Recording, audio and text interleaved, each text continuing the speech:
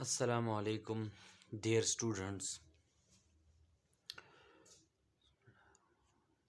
आज हमारा lecture number 7 है। हमने चैप्टर नंबर 3 स्टार्ट किया था 9th के फिज़िक्स में, जिसका नाम है डायनेमिक्स। पिछले लेक्चर में हमने डायनेमिक्स के बारे में पढ़ा था और साथ साथ हमने फोर्स के बारे में एंड सिमिलरली मोमेंटम और न्यूटन फर्स्ट लॉ जो है वो हमने की थी। आज जो है हम न्यूटन सेकंड लॉ के बारे में जो है हम पढ़ेंगे। Newton's second law of motion.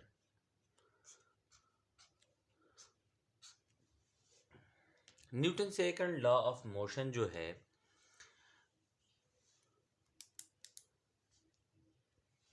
वो हमें क्या बताती है? हमें फोर्स, मास और एक्सेलरेशन के दरमियान एक रिलेशन जो है वो देती है।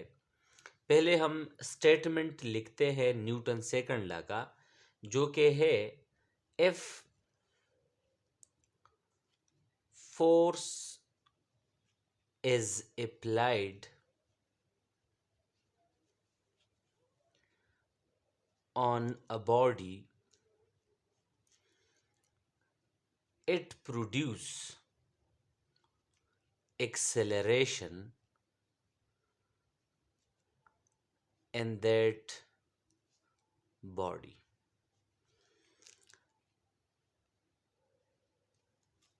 The acceleration is directly proportional to the applied force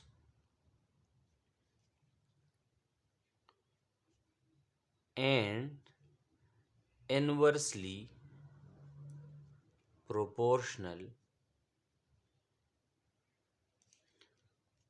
to the mass of the body।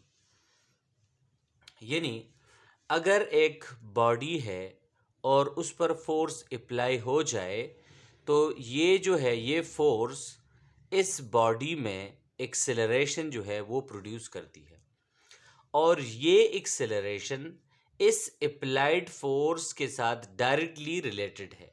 यानी अगर अप्लाइड फोर्स ज़्यादा हो तो ज़्यादा एक्सेलरेशन जो है वो प्रोड्यूस होगा, अगर कम फोर्स जो है वो अप्लाई हो तो एक्सेलरेशन की वैल्यू जो है वो कम होगी और इन्वर्सली प्रोपोर्शनल है इस बॉडी के मास को। अगर मास ज़्यादा होगा तो एक्सेलरेशन कम होगी, लेकिन अगर मास कम होगी तो इसके साथ एक्सेलरेशन जो है वो भी ज़्यादा होगी। अगर हम इसको मैथमेटिकली लिखें तो हम इस तरह लिख सकते हैं कि acceleration is directly proportional to the applied force and acceleration is inversely proportional to mass of the body.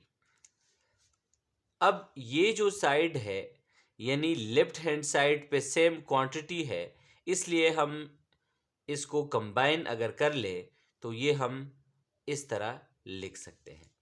अब हम जानते हैं कि जब हम प्रोपोर्शनलिटी के साइन को ख़त्म करने के लिए मतलब अगर हम प्रोपोर्शनलिटी के साइन को हम रिप्लेस करना चाहें इक्वलिटी के साइन पर, तो हम इसके साथ एक कांस्टेंट जो है वो लगाते हैं जो कांस्टेंट ऑफ प्रोपोर्शनलिटी कहलाती है। चूँकि एसआई यूनिट में इस के की वैल्यू 1 है तो यहाँ पर हम 1f डिवाइड बाय m, 1 अगर इससे मल्टीप्लाई हो जाए तो ये वैल्यू दोबारा आएगी, इसीलिए f is equal to M A. ये हमारे पास सेकंड लॉ जो है आगे। अब यहाँ से जिस तरह हमने फोर्स पहले भी जो है डिफाइन किया है, यहाँ से हम फोर्स का यूनिट भी जो है हम निकालेंगे और निकाल सकते हैं यहाँ से। न्यूटन फर्स्ट लॉ में फोर्स का हमें कॉन्सेप्ट मिला था। मींस कि अगर फोर्स होगी तो जो है बॉडी के जो स्टेट ऑफ रेस्ट है वो मतलब होगा, या अगर वो यूनिफॉर्म मोशन में जा रही है तो उसका जो यूनिफॉर्म मोशन है वो चेंज होगा by applying an external unbalance force. लेकिन यहाँ पर हमने फोर्स का और एक्सेलरेशन का एक रिलेशन जो है वो डिराइव हुआ न्यूटन सेकंड लॉ में। ये जो है हमारे पास न्यूटन सेकंड लॉ कहलाती है, जिसमें यानी कि अगर फोर्स अप्लाई हो तो वो उस बॉडी में एक्सेलरेशन प्रोड्यूस कर जाती है, और वो एक्सेलरेशन डायरेक्टली प्रोपोर्शनल होती है to the applied force and inversely proportional to the mass of the body, and this is the final relation of Newton second law. अब फोर्स जो है अगर हम उसका यूनिट निकालना चाहें तो मास का यूनिट जो है वो केजी है, और एक्सेलरेशन का यूनिट मीटर पर सेकंड स्क्वायर जो है वो इसका यूनिट है एक्सेलरेशन का। अब ये यानी केजी मीटर पर सेकंड स्क्वायर जो है ये न्यूटन के बराबर है, और ऐसा यूनिट ऑफ फोर्स जो है वो न्यूटन है, यानी न्यूटन बराबर है केजी मीटर पर सेकंड स्क्वायर। अब 1 न्यूटन फोर्स कितना होगा? तो अगर एक बॉडी पर इतना फोर्स अप्लाई हो जाए और वो जिस बॉडी पर अप्लाई होता है उसका मास 1 केजी हो, और वो उसमें 1 मीटर पर सेकंड स्क्वायर एक्सेलरेशन प्रोड्यूस करे, तो वो फोर्स कितना होगा? 1 न्यूटन होगा। यानी हम इस तरह भी कह सकते हैं कि the force applied on 1 KG mass which produce acceleration of 1 meter per second square, then the force will be 1 newton, या the applied force will be 1 newton। तो ये हमारे पास जो है फोर्स का यूनिट न्यूटन है, और 1 न्यूटन जो है वो इसके बराबर है। अब अगर हम ये जो हमारे पास रिलेशन आया कि F is equal to M A, इस पर हम न्यूमेरिकल्स जो है वो सॉल्व कर सकते हैं। यानी ये रिलेशन है 3 क्वांटिटीज़ का। तो न्यूमेरिकल्स में मोस्टली ऐसा होता है कि इनमें से आपको 2 या 1 2 जो है वो आपको दिए गए होंगे, और थर्ड वन को जो है आपने फाइंड करना होगा। अगर हम एक एग्ज़ाम्पल जो है वो करें कि अगर हमें ये कहें कि एक बॉडी है जिसका मास जो है वो 8 केजी है, और उसमें जो उस पर जो फोर्स अप्लाई हो रहा है वो कितना है? वो 20 न्यूटन है। तो आप इस बॉडी में एक्सेलरेशन को जो है वो फाइंड करें। अब F is equal to M A, हम चूंकि एक्सेलरेशन फाइंड करना चाहते हैं, इस साइड को भी m पर डिवाइड कर लें, इस साइड को भी, ये इसके साथ ख़त्म हो जाएगा। a is equal to F divide by M. F की जगह हम F की वैल्यू लगाएंगे, और मास की जगह हम क्या लगाएंगे? मास की वैल्यू जो कि है 8 kg। अब अगर हम ये इसको डिवाइड कर लें तो ये हमारे पास कितनी आ जाएगी? 2.5। अब न्यूटन जो है वो बराबर है केजी मीटर पर सेकंड स्क्वायर, और नीचे भी केजी, ये इसके साथ ख़त्म हो जाएगा, तो इसका यूनिट एक्सेलरेशन का आ जाएगा, यानी मीटर पर सेकंड स्क्वायर। तो ये हमने एक्सेलरेशन जो है वो फाइंड कर ली। इन द सेम वे अब इसमें हमने एक्सेलरेशन तो हम जानते हैं, फोर्स भी हमने जो है वो डिफ़ाइन किया हुआ है, लेकिन ये मास जो है इसके बारे में हमने नहीं पढ़ा। तो इसको थोड़ा सा स्टडी करते हैं। लिखते हैं मास। तो और इसके साथ साथ हम वेट का भी जो है वो जिक्र कर लेते हैं, और इन दोनों के दरमियान जो डिफरेंस है वो भी हम डिस्कस करेंगे। अब हम मास को जो है वो डिफाइन करते हैं। तो मास जो है ये एक इंटरनल प्रॉपर्टी है।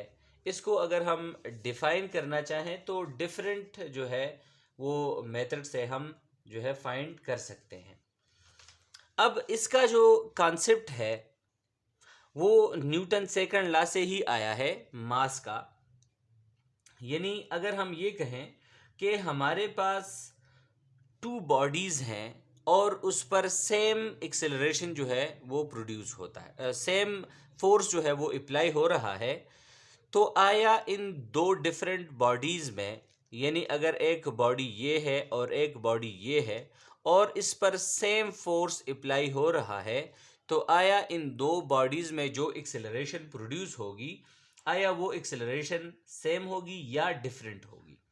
तो हम एक क्वेश्चन यहाँ पर एराइज हुआ कि what effect will the same force have on different bodies. अगर डिफरेंट बॉडीज हो तो उस पर जो अगर सेम फोर्स अप्लाई हो रहा है तो आया उसमें एक्सेलरेशन जो है वो सेम होगी या नहीं होगी। इसी तरह हम एवरीडे एक्सपीरियंस जो है वो हमें इसका क्वालिटेटिव आंसर जो है वो हमें देती है कि the same force will produce different acceleration on different bodies. For example अगर हम एक बेसबॉल का जिक्र करें तो वो एक्सेलरेटेड होगा more by a given force than will an automobile. So इसका अगर हम क्वालिटेटिव आंसर देना चाहें तो हम क्या करेंगे, इन बॉडीज़ का मास जो है वो मेजर करेंगे। तो मास को हम यानी पहले से हम जानते हैं कि जो एक्सेलरेशन प्रोड्यूस होता है बाय द अप्लाइड फोर्स, वो जो है क्या होता है, inversely proportional to the mass और directly proportional to the applied force. So mass को हम इस तरह डिफाइन कर सकते हैं दैट, या हम इस तरह कहें कि the mass of a body, the mass of a body can thus be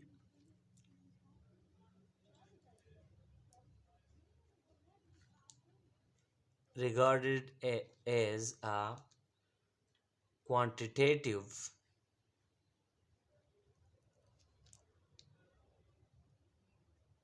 measure of the resistance of a body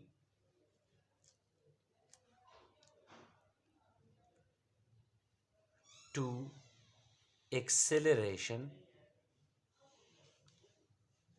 by a given force। सो हम इसको इस तरह भी मतलब कह सकते हैं कि मास जो है, या हम इस तरह भी कह सकते हैं इस the quantity of matter is called mass. Mass जो है ये एक बेस फिजिकल क्वांटिटी है, इसका यूनिट जो है वो केजी है, एसआई यूनिट। और मास जो है ये एक स्केलर क्वांटिटी है, और मास जो है ये एक कांस्टेंट वैल्यू है, यानी हम इस तरह लिख सकते हैं कि कांस्टेंट एवरीवेयर, यानी ये हर जगह कांस्टेंट होगी। अगर हम अर्थ के सरफेस पर देखें तो वहाँ अगर एक बॉडी है और उसका जितना भी मास है बॉडी अर्थ के सरफेस पर, तो अगर हम above the earth on altitude अगर हम देखें तो मास जो है वो चेंज नहीं हुआ होगा। बरक्स अगर हम वेट की बात करें तो वेट जो है ये हमारे पास क्या है, एक फोर्स है of the earth with which earth attract everything toward its center। सो हम वेट को भी डिफाइन कर लेते हैं। वेट वेट जो है, the weight of a body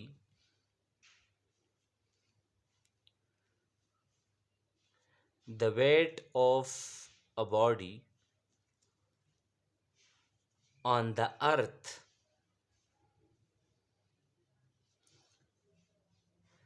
is the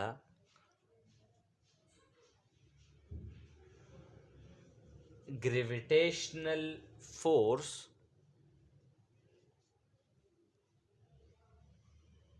exerted on it by the earth. यानी वेट जो है, या हम इसको इस तरह भी डिफाइन कर सकते हैं कि weight is a force with which earth attract everything towards its center. अब वेट जो है ये हमारे पास वेक्टर क्वांटिटी है और ये इन दोनों में डिफरेंस भी है. मास जो है वो स्केलर है, वेट जो है वो क्या है, वो वेक्टर क्वांटिटी है. और इसका जो डायरेक्शन है, द डायरेक्शन ऑफ वेट जो है वो कि डायरेक्शन ऑफ वेट जो होगा वो वही होगा जो ग्रेविटेशनल फोर्स का डायरेक्शन होगा, means towards the centre of the earth. अब the magnitude of the weight is expressed in force unit such as pound और न्यूटन. मीन्स अगर एक बॉडी है और वो अर्थ के सेंटर की तरफ आ रही है तो यहाँ हम कह सकते हैं कि जो ओनली फोर्स अप्लाई हो रहा है बॉडी पर वो ग्रेविटेशनल फोर्स है. तो हमने ये टॉपिक पहले भी पढ़ा था कि अगर एक बॉडी जो है वो मूव करे under the action of gravitational force तो उसको हम प्री फॉल कहते हैं और उसमें जो एक्सेलरेशन प्रोड्यूस होगी उसको ग्रेविटेशनल एक्सेलरेशन कहते हैं, जो कि हम जी से डिनोट करते हैं और उसकी वैल्यू 9.8 मीटर पर सेकंड स्क्वायर है, या बहुत सारी बुक्स में 10 मीटर पर सेकंड स्क्वायर भी उसे लिया जाता है. तो जिस तरह हमने कहा कि मैग्नीट्यूड जो है, the magnitude of weight is expressed in force unit means such as pound और न्यूटन्स. तो जिस तरह हमारे पास F is equal to ma है. अब यहाँ पर ये जो फोर्स है ये वेट हुआ, यहाँ पर मास अपनी जगह और एक्सेलरेशन की जगह हम जो है वो g लगा लेंगे. तो इस इक्वेशन से हम वेट को जो है वो फाइंड कर सकते हैं. तो यहाँ पर मीन्स के W और G जो है ये क्या है, मैग्नीट्यूड्स है ऑफ द वेट, क्योंकि मास जो है वो तो कांस्टेंट क्वांटिटी है, वो जहाँ पर भी होगी वो हमारे पास क्या होगी, कांस्टेंट होगी. अब यहाँ से अगर हमारे पास G यानी कि G ज़ीरो हो तो W जो है वो ज़ीरो होगी. मीन्स अगर हम ये कहें कि the weight of the body is zero in regions of space where the gravitational effect are nil. या आल दो अगर हम ये कहें कि जो प्रॉपर्टीज हैं जो जो डिपेंड कर रही हैं मास पर, यानी रेजिस्टेंस जो है, या अगर हम such as resistance to being accelerated remain unchanged from those on earth. बात क्या है कि जो प्रॉपर्टीज हैं बॉडी की जो डिपेंड कर रही हैं किस चीज़ पर, मास पर. यानी फॉर एग्जांपल अगर हम रेजिस्टेंस टू बीइंग एक्सेलरेटेड तो वो जो है वो क्या होगी, जो रेजिस्टेंस शो हो रही है एक्सेलरेशन को वो जो है वो अनचेंज होगी, क्योंकि वो डिपेंड कर रही है मास पर. और वेट चूँकि यहाँ पर जी की वैल्यू ज़ीरो है तो वेट जो है उस पर डिपेंड करेगी. यानी अगर उस जहाँ पर ग्रेविटी ना हो वहाँ पर वेट जो है वो ज़ीरो होगी. जिस तरह हम सैटेलाइट में बात करते हैं कि सैटेलाइट में वेट डिस्टेंस होती है, क्योंकि वहाँ पर जी की वैल्यू जो है या अगर बिल्कुल ना हो या अगर कम हो तो बिल्कुल वेट जो है वो बहुत कम होता है. इसीलिए हम कहते हैं कि ये बॉडीज़ जो हैं ये वेटलेसनेस है. और आगे हम जो है इसको डिस्कस करेंगे। अब यहाँ पर वेट का जो यूनिट है वो भी न्यूटन है, क्योंकि ये जो है हम यूनिट ऑफ फोर्स में जो है हम इसको डिफाइन करते हैं, जैसा कि मैंने पहले इसके बारे में आप लोगों को कहा। तो ये चीज़ें जो है ये हमारे पास जो है मास और वेट में डिफरेंसेस है कि मास हमारे पास जो है स्केलर क्वांटिटी है, मास जो है वो कांस्टेंट है, मास चेंज नहीं होगा। और वेट जो है वो एक तो कांस्टेंट नहीं है, विद अल्टीट्यूड जो है वो चेंज होता है। दूसरी बात ये कि ये हमारे पास वेक्टर क्वांटिटी है, और अगर जी की वैल्यू मींस कम हो या ज़्यादा हो तो वेट में जो है डिफरेंस आता है। इसी तरह हम डिस्कस करेंगे about Newton thirds law, Newton's third law of motion. Newton third law of motion जो है वो हमें क्या बताती है, तो हम स्टेटमेंट लिख लेते हैं न्यूटन थर्ड लॉ का। तो वो क्या है, स्टेटमेंट में हमें ये लॉ बताती है दैट टू एवरी एक्शन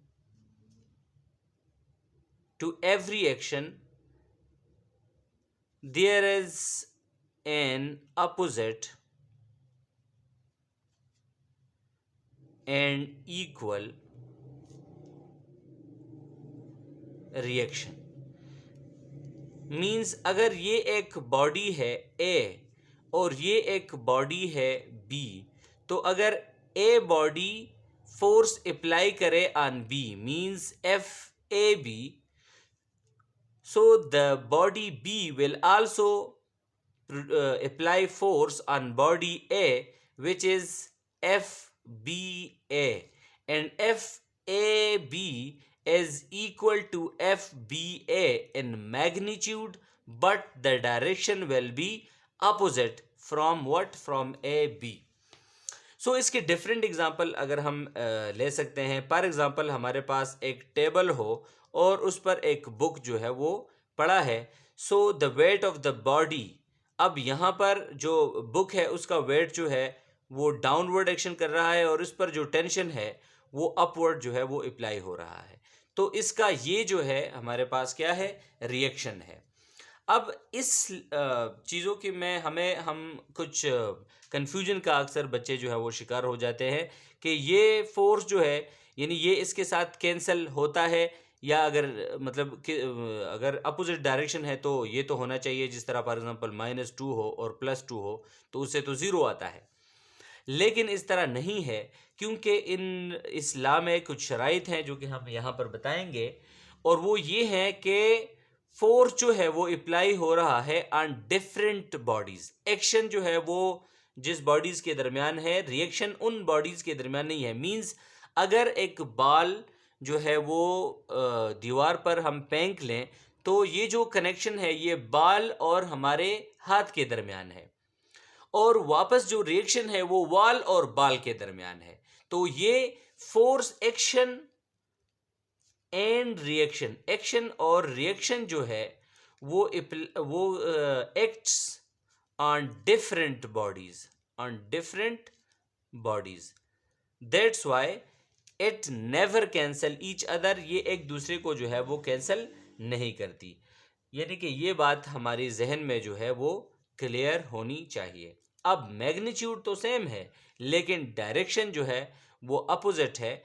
तो ये डिफरेंट एग्जांपल अगर हम मिसाइल को ले लें, अगर हमारे पास एक मिसाइल हो तो मिसाइल में जो यहाँ गैसेस होते हैं अगर वो बर्न्स हो तो वो नीचे से यहाँ पर गैसेस जो हैं वो बाहर निकलते हैं और ये ऊपर जो है जाके एक्सेलरेट होता है। तो ये जो है ये एक डायरेक्शन में और उसका जो मूवमेंट है वो ऑन डिफरेंट डायरेक्शंस। सो हम ये कह सकते हैं कि हर एक एक्शन का जो है वो रिएक्शन होता है और वो मैग्नीट्यूड में सेम होते हैं लेकिन डायरेक्शन में जो है वो एक दूसरे के अपोजिट होते हैं। उम्मीद है आपको जो है यहाँ तक समझ आ गया होगा। अगर इसमें आपका कोई क्वेश्चन है तो आप हमें बता सकते हैं। हम कोशिश करेंगे कि आपका जो क्वेश्चंस हैं वो क्लियर हों। अगर पिछले लेक्चर्स में भी आपका कोई क्वेश्चन है तो आप वो पूछ सकते हैं। So thank you so much. अल्लाह हाफिज़।